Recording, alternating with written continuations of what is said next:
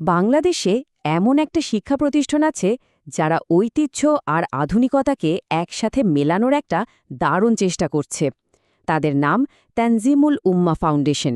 তো চলুন দেখি এই কঠিন কাজটা তারা ঠিক কিভাবে করছে আর কতটা সফলই বা হচ্ছে। তোমরাই সর্বশ্রেষ্ঠ জাতি, তোমাদেরকে মানবতার কল্যাণের জন্যই সৃষ্টি করা হয়েছে। এই একটা আয়াত, আর এটাই কিন্তু তানজিমুল উম্মাহ ফাউন্ডেশনের মূল চালিকা শক্তি। মানে তাদের মতে পড়াশোনার আসল লক্ষ্যটা শুধু নিজের সাফল্য না, বরং পুরো মানব জাতির সেবা করা।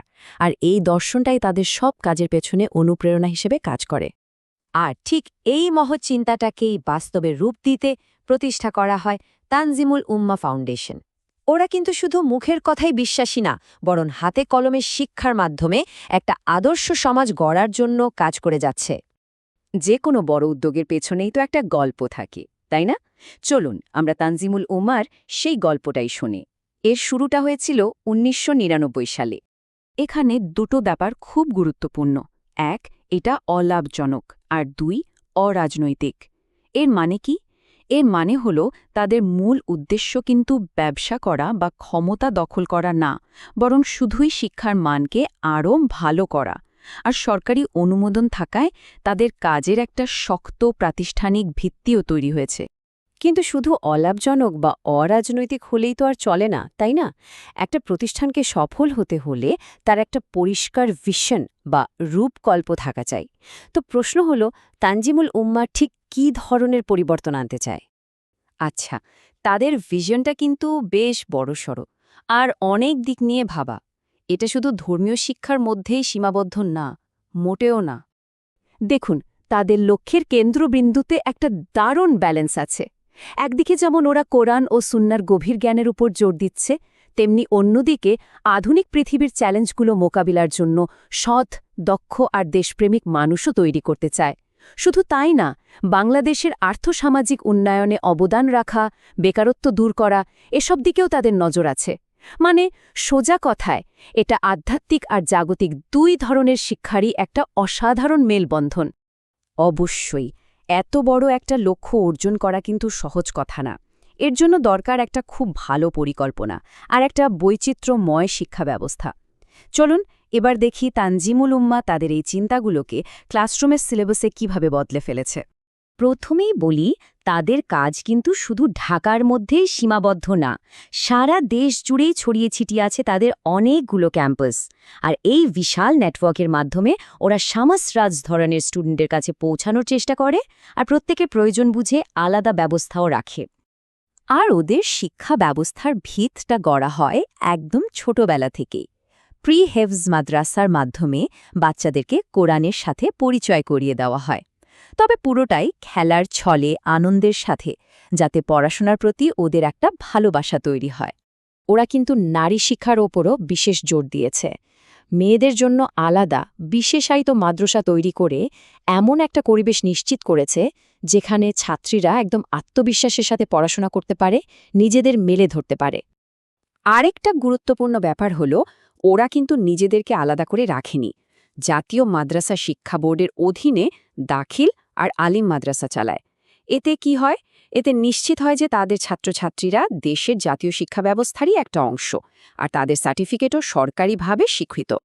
ওদের শিক্ষা ব্যবস্থার সবচেয়ে ইনোভেটিভ বা উদ্ভাবনী দিকগুলোর একটা হলো কারিকুলামের সমন্বয়।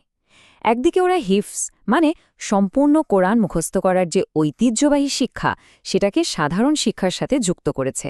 আবার অন্যদিকে আন্তর্জাতিক চাহিদার কথা মাথায় রেখে ইংলিশ মিডিয়াম শিক্ষার সাথেও কোরআন হিফজকে এক করে ফেলেছে। এটা কিন্তু ওদের দারুণ দূরদৃষ্টির পরিচয় দেয়। তো এত পরিকল্পনা, এত আয়োজন, কিন্তু দিন শেষে রেজাল্ট কি? যে কোনো প্রতিষ্ঠানের আসল পরিচয় তো তার সাফল্য দিয়েই হয়, তাই না? চলুন এবার তানজিমুল উম্মাহর সাফল্যের খতিয়ানটা একটু দেখে আসি। এই সংখ্যাটা একটু মনে রাখুন, ১৫২। এটা কিন্তু শুধু একটা সংখ্যা না, এর পেছনে আছে এক অসাধারণ সাফল্যের গল্প। এটা হলো সেই কৃতী ছাত্রছাত্রীর সংখ্যা যারা ২০২৫ সালে দাখিল পরীক্ষায় সর্বোচ্চ ফলাফল মানে জিপিএ ৫ পেয়েছে। আর আরও অবাক করার মতো ব্যাপার হলো, এটা তাদের মোট পরীক্ষার্থীর প্রায় ৬৬%। মানে প্রতি ৩ জনের মধ্যে ২ জনই সর্বোচ্চ গ্রেড পেয়েছে। এক কথায় অসাধারণ। এই যে চার্টটা দেখছেন, এটা পরিষ্কার দেখিয়ে দিচ্ছে যে তাদের এই সাফল্য কিন্তু হঠাৎ করে এক বছরে পাওয়া কিছু না। 2021 সালে যেমন 155 জন GPA 5 পেয়েছে, তেমনি 2025 এসে পেয়েছে 152 জন। এই যে ধারাবাহিকতা, এটাই প্রমাণ করে যে ওদের শিক্ষাদান পদ্ধতির ভিত্তিটা কতটা মজবুত। ওদের সাফল্য কিন্তু শুধু দেশের মধ্যেই সীমাবদ্ধ নেই, আন্তর্জাতিক পর্যায়েও ছড়িয়ে পড়েছে। যেমন ওদের ছাত্র হাফেজ তাওহিদুল ইসলাম আলজেরিয়ায় একটা খুব সম্মানজনক আন্তর্জাতিক হিফজুল কোরআন প্রতিযোগিতায় দ্বিতীয় স্থান অর্জন করে দেশের জন্য বিরাট এক গৌরব বয়ে এনেছে। আর এটাও কিন্তু কোনো বিচ্ছিন্ন ঘটনা না। ওদের আরেক ছাত্র হাফেজ আবু রায়হান কাতারে হওয়া বিশ্ব হিফজুল কোরআন প্রতিযোগিতায় ৫১টা দেশের প্রতিযোগীদের মধ্যে দ্বিতীয় হয়েছিলেন। বিশ্বমঞ্চে এরকম সাফল্য পাওয়াটা সত্যি অনেক বড় ব্যাপার এবং অবশ্যই প্রশংসার যোগ্য। আন্তর্জাতিক সাফল্যের পাশাপাশি জাতীয় পর্যায়েও কিন্তু ওদের অর্জনের তালিকাটা বেশ লম্বা। আর মজার ব্যাপার হলো ওদের সাফল্যটা শুধু ধর্মীয় বিষয়ে আটকে নেই। একদিকে যেমন ওরা কিরাত বা কোরআনের তাফসিরে প্রথম হয়েছে, ঠিক তেমনি আবার প্রযুক্তিতেও পিছিয়ে নেই। আইসিটিতে শ্রেষ্ঠ মাদ্রাসার পুরস্কারও জিতেছে। এটা আসলে ওদের সেই ভারসাম্যপূর্ণ নীতিরই একটা দারুণ প্রতিফলন। কিন্তু ভালো রেজাল্ট আর পুরস্কার, এগুলোই কি সব? তানজিমুল উম্মার জন্য উত্তরটা হলো না। ওদের দৃষ্টি ক্লাসরুমের 4 দেয়ালের বাইরে আরও বড় একটা সামাজিক লক্ষ্যের দিকে। শেষ পর্যন্ত আমরা এটাই দেখতে পাই যে তানজিমুল উম্মা আসলে শুধু একটা শিক্ষা প্রতিষ্ঠানই না, এটা এক ধরনের সামাজিক আন্দোলনও বটে।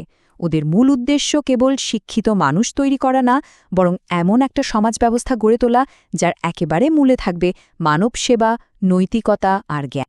তানজিমুল উম্মার এই মডেলটা আমাদের সবার সামনে একটা বড় প্রশ্ন রেখে যায়।